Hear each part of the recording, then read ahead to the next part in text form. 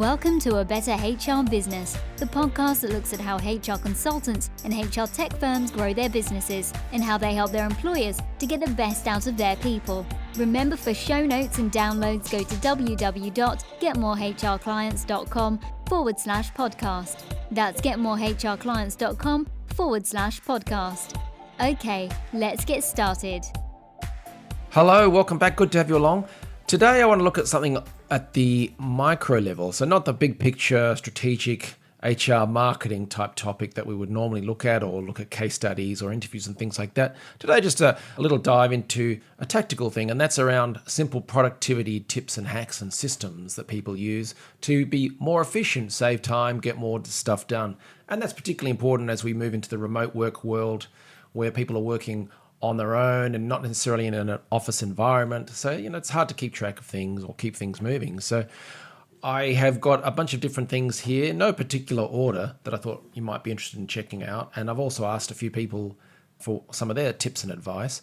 So the very first one is one of my favorites, and that is just simple using scheduling or calendar links. So there are different tools out there, Calendar Hero, Calendly, other things, but I just love them. I'm not sure what I'd do without them, because before I was using them, I hated that email back and forth game. Do you want to have a call? Yes, when are you available? And then you wait for their reply. Oh, I can do Tuesdays and Thursdays. I can't do Tuesdays or Thursdays, but I can do Wednesday. And then you wait for them to come back. Oh, they can do Monday. I can't do Monday. Afternoon and morning, etc. Whereas what I do now is I send a link. Here's my link. It's connected to my calendar. The person looks for time slots that are suitable to them, and they book it. And even better, it's connected to my Zoom. So when someone books a meeting through that link, it goes into my calendar, it goes into their calendar, and there is an automatic Zoom meeting connection link set up and put into that meeting request. So I didn't even have to touch that. It's wonderful. And we use that also. We manage podcasts for HR companies. And so when we launch and run them, we try to get our hosts of the shows to use a calendar booking link so that when they see an interesting guest, or if someone asks to come on the show, they don't have to do the whole song and dance about booking a meeting or booking an interview time. They just take the link, use it, boom, it's done. And for instance, for our own podcast, A Better HR Business, we have a separate link for the podcast show. So you know how I said that it might automatically connect a Zoom link for that? It would create a separate Zoom link just for the podcast thing. If it's a strategy call or someone wanting to learn about how they can use our services to win more business, grow their business in the HR world, then we have a different link for that set up automatically. So wonderful tool, highly recommend it. I was asking people for their advice for different productivity tools and things. Pip Meacham in Australia, I'll read you the comment. She said, I love typedesk.com to insert chunks of text anywhere, especially because I can add variables into the template to prompt me to replace the text. And so it's one of her favorite tools at the moment. That's typedesk.com. So in other words, I guess you type in some sort of code, a slash on the keyboard or something like that, /, and then it prompts you to fill in the rest of the text and saves a lot of time. You know, when you've got these repetitive blocks of messages, either LinkedIn messages or emails or things like that, you can have stuff pre-written, boom, in it goes. And I think that's a great idea. Katie Murray, she was saying to focus on what you're good at and then outsource the rest. And it's not necessarily always the cheapest option, but the right outsourcing can save you so much time and effort. And I completely agree. And so her top two so far have been an accountant. So she's a copywriter for the HR industry. And so that obviously takes all that bookkeeping headache away, and also web design. And so she doesn't necessarily have the time or energy to figure out how to get it done. So just boom, get that done. And when we work with HR companies, part of what we do in the conversion optimization stage, it sounds fancy, but all that means is if you're going to go to the time and effort of getting people to visit your website, let's get a bigger bang for the buck. Let's get more people either booking calls or becoming part of your lead generation system. And so how do we do that? We might make minor adjustments to the website, add some wording, add some copy, change the menu, things like that, add some landing pages. Sometimes people who can do that internally, or they might have designers, or we've got sort of systems and templates that we use to make that very easy. But for other companies, it makes sense to outsource wherever possible for some stuff like the accounting, maybe like web design, etc. So great one from Katie there. Tamara Murphy, very practical excellent tip, which was saying to use Outlook and OneNote together. So it keeps you organized. And so she sets up a tab for each one of her clients, and everything is kept together, including the emails and when she has a to-do item for the client.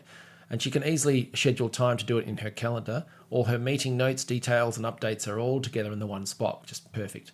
She also likes to record it in OneNote, and then she can record her meetings with her clients or any training she attends, etc., and then refer back to it as it's all in the one spot. So that way she can give her a whole attention to the one client at the time and not miss anything. So it's all systematically organized. So that's using Outlook and OneNote together.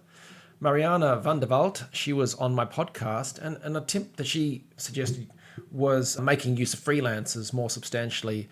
And it's a way that she's improved her and increased her business growth and performance by doing it right. So yeah, I mean, over the years in HR and in marketing, I've used many freelancers for different things. Probably the first I ever did was getting a harassment awareness training program written up, including the slides and everything, which I rolled out across a large company. And yeah, it meant that we got the project done a lot faster and easier and so on. So yeah, using freelancers and consultants is a great way to focus on your core areas. And focusing on core areas and things is related to the next couple of people who suggested some excellent ideas. So Ruben suggested blocking off time in your calendar to talk to clients, prospects, and partners, and making it a habit, putting it into your calendar. And similarly, Dava suggested to identify what your business or company needs and recognize your strength and skills that will enable that, and then block a part of the day every day to do it. So the deep work. I think that's excellent. So both Ruben and Dava, excellent advice in terms of blocking out time for those core activities, whether that's clients, prospects, partners, and all the deep work that will grow your business to the next level. Block it out, put it into the calendar, and make it happen, as opposed to just sticking it onto a to-do list and hope that it occurs at some point in the future. So yeah, put key tasks into the work calendar rather than just onto a to-do list to make sure it gets done. Content creation. So you've probably heard about getting content and thought leadership made and stuff. So if you're doing this yourself or your team is doing it, obviously you can ask my team to do that for you. But if you're doing that for you, then you've probably heard about batching. So you planning out 1 week or a month's content, writing it all up ahead in advance and preparing it, which is a great way to do things. Just one little tip around that is to try and do the same type of task at the same time. So rather than saying, okay, I'm going to do this week's content and it's going to be a video and a LinkedIn post and then something else, and then the following week you do it again, so I'm going to do a video and a written post and something else. Try to do all the videos in one go and then all the LinkedIn posts in one go, if that connects with what you're doing, obviously. But the idea is that cognitive, that switch, the time lost mentally from moving from a video to writing something to recording something to etc. makes it quite difficult to stay in the flow. Whereas if you're making videos, or in my case, for instance, recording podcast interviews, to do a few at the same time means you're in the zone, you can just flow on from one to the next. Or if you're writing stuff, you write one post, well, you could go ahead and write a few more and it just flows through the pen, as opposed to writing something out and then thinking, oh gosh, now I have to sit in front of the camera and record a video or do a podcast, etc. So yes, try to batch content, but keep the flow by doing the same type of task at the same time. On a similar vein, always look at repurposing content. I'm sure you've heard this a lot of times, but for instance, the podcasting, I mentioned we manage podcasts for HR companies, and there's just so many ways you can use the content, from the recorded conversation to repurposing that into little snippets, extracts of key quotes. We often make PDF summaries of each show. You can have quote images for an interesting quote as a solo image that you can use. You can turn that into an article, even into ebooks, etc. So try to take one thing and reuse it in different ways. And it's, if anything, it's environmentally conscious. So I highly encourage it. Transcription service is another way to be more effective or efficient. And that is where you record your meetings, or you record your training sessions, record solo meetings if you're trying to record your thoughts and things like that. Get them transcribed. And a few years ago, there was probably only Otter AI that I can think of for transcription. Now they are just springing up everywhere. So there are a lot of different options for getting stuff transcribed. They will vary in terms of quality and price, etc. The quality bit means that If it's not so good, you have to take more time to edit it later and check that they got the right words, because you will always have a good laugh with some of the AI transcriptions, see how horribly wrong they get it. But the more accurate, the easier life is. But as I said, with some of that previous content repurposing stuff, you can take a recording of a meeting, turn it into an ebook, a report, posts for LinkedIn, etc. All kinds of different ways you can do it. And you could also record voice memos and things like that for those times when you have an interesting idea on the go for a product, a service, some sort of piece of content for social media. So yeah, the world's your oyster in that regard. Another thing is Google Docs or Microsoft Online, anything online basically. So if you're still using your documents purely connected to your computer, then you've got the stress of losing that if the computer breaks down or something like that. But being able to share that with others, to collaborate, clients or freelancers or outsourced expertise, to be able to access that, or for you to be able to use your phone or tablet or whatever on the go. Personally, I love working on stuff if I'm waiting for kids to be picked up and things like that. That's an opportunity to be updating documents and things like that. So certainly try to use the online documents in terms of streamlining things. Invoicing. You can get auto invoicing, and you should be doing if you're not already. So if you've got recurring invoices, set them up. Don't be writing them out every month. I'm sure you're not, but just in case, please make sure you're using software, whatever it may be, your financial or bookkeeping software, to have invoices set up so that they go out the same time every month. Exactly the same thing. It's just a new invoice number and a new date on it, and it gets tracked in the system. But please don't be doing that manually. I had a few people sort of recommending time tracking apps. So you probably heard of the Pomodoro technique, which is finite. Basically, you start the stopwatch and you've got nothing but uninterrupted work for that time, and then you stop and you take a break, whatever it may be. But there are a few different ones for that. There's focusboosterapp.com. So that's one Pomodoro time tracking app, focusboosterapp.com. Then there's Toggl, which is another time tracking, tracking your billable hours, things like that. So Toggl, Toggl. And then the last one, which is quite an interesting one, another time tracking tool called Forest App.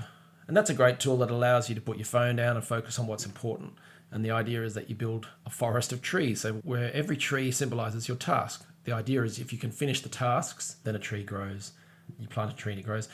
If you leave the app or you don't complete the work that you assigned yourself, then the tree dies. So it's a bit of life or death, which can be nice, a little bit of pressure applied.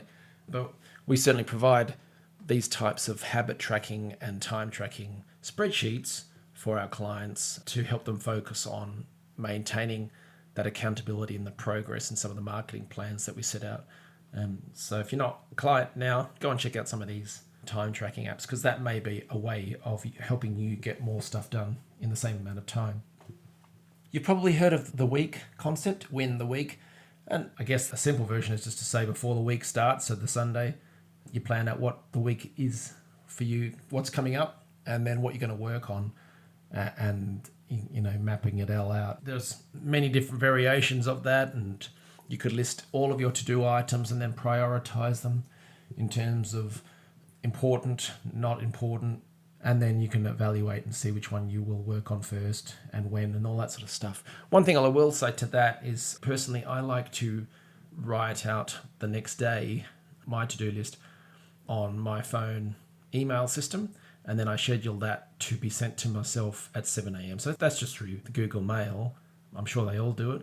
Yeah, so I do my plan the week stuff, but I will actually send that to myself. So an email arrives in my inbox when I wake up or when I first start looking at stuff, and it's prioritized and I see it there. It's kind of a refresher.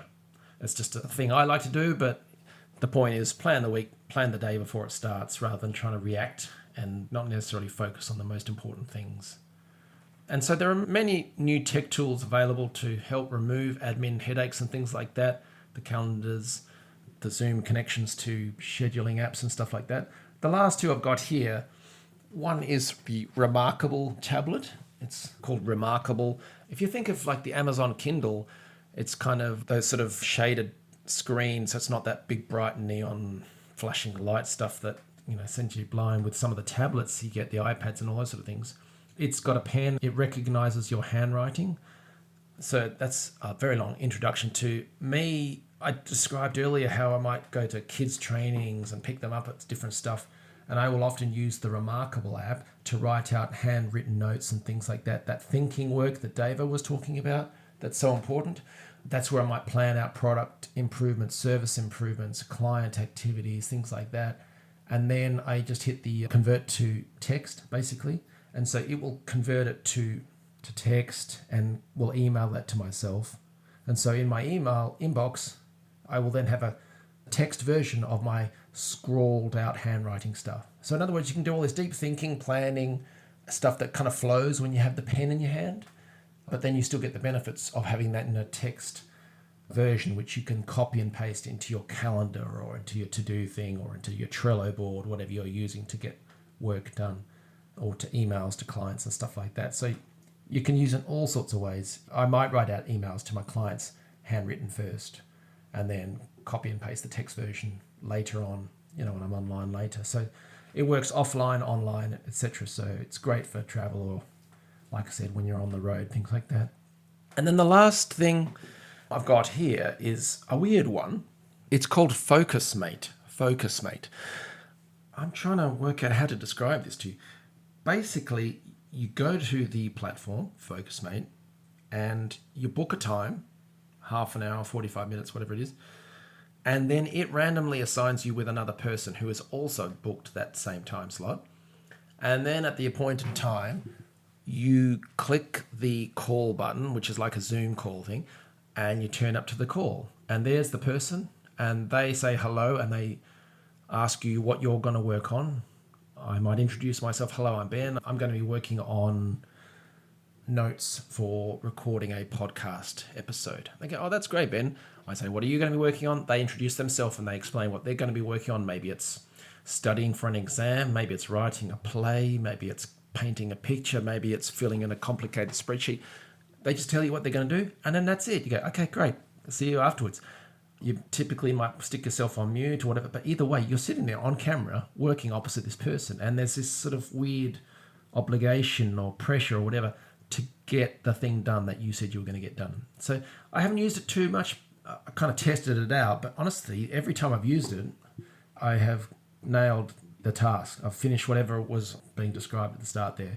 So if you're someone who might get distracted or find it hard to stay focused in this sort of remote world, you might enjoy FocusMate. And yeah, it's, like I said, it's weird, but I think it's very effective, actually. I'm really impressed with such a simple concept. It's huge now. Like, there's thousands of people around the world using it. It could be worth checking out. And then the last one, I guess, I did say that was the last, but the last one is probably my favorite, and that's having an assistant. You can't beat it. Years ago, that would be a bit weird or a bit fancy or something, but now virtual assistants, I have people assisting me who are in different countries and doing different tasks and things like that, and they're awesome. I love working with them. So we get to know each other, we have a laugh, they get stuff done. And sometimes when I have virtual assistants in different time zones, I actually just love waking up and finding a whole bunch of work done. Whereas opposed to you have a meeting, you set the task or you set it via Trello, whatever it may be, and then you wait for it to be done. If you have a different time zone, you can actually just wake up and there's the stuff you need right there and then. So it's kind of fun in that regard, but it's a wonderful way. And there are so many platforms, people out there who will give you great quality support and help you get the stuff you need done. So look, a bit of a jumbled episode, this one, I know, but I just thought it'd be interesting to share a few of the things that either I've used or others have recommended. And I'd love to hear what has worked for you. So please do message me back and say, yeah, Ben, I checked out this one or tried that. Or if you've got something else that you use or would recommend, please let me know and I'll stick that to the show notes. Check out the blog or the article for this episode and I'll put all the links in there and you can check them out at your leisure. All right, hope you're having a great day and I will speak to you soon. Thanks for joining us today on A Better HR Business, the podcast that explores the world of HR consulting and HR tech businesses. For show notes and downloads, go to www.getmorehrclients.com/podcast. That's getmorehrclients.com/podcast. Remember to subscribe and share the show with any friends who are busy growing a HR business. Thanks and see you next time.